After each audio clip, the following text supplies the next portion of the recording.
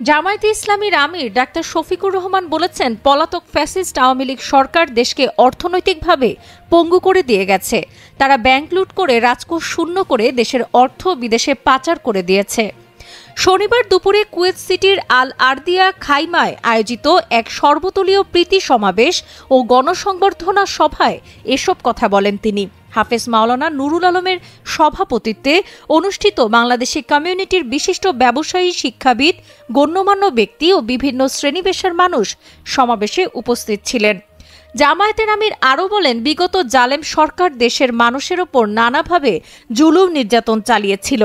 আওয়ামী ফ্যাসিবাদী সরকার দেশের শীর্ষস্থানীয় ইসলামী নেতাদের ফাঁসি দিয়ে হত্যা করেছে। জালেম সরকার দেশের আলেমদের বিরুদ্ধে মিথ্যা অভিযোগ দিয়ে তাদের অন্যায়ভাবে জেলে বন্দী করে তাদের উপর শারীরিক ও মানসিকভাবে নির্যাতন চালিয়েছিল।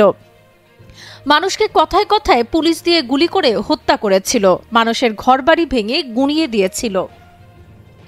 ডাক্তার শফিকুর রহমান বলেন, প্রবাসীদের যথাযথ মূল্যায়ন না করে বিগত সরকার তাদের ভিসা ও পাসপোর্ট না দিয়ে নানা জটিলতা সৃষ্টি করেছিল। বিদেশি দূতাবাসে অসৎ লোকদের নিয়োগ দিয়ে প্রবাসীদের পকেট কাটার ব্যবস্থা করেছিল। সৎ লোকেরা ক্ষমতায় এলে সব দুর্নীতি ও লুটপাট বন্ধ করে ইনসাফ কায়েম করবে।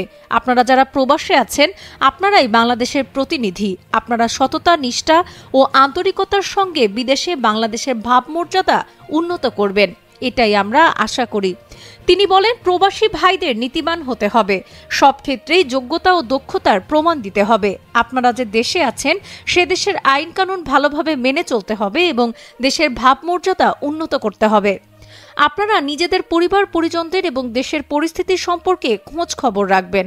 আপনারা ব্যক্তিগত ও পারিবারিক সহ সব ক্ষেত্রে ইসলামী অনুশাসন মেনে চলবেন।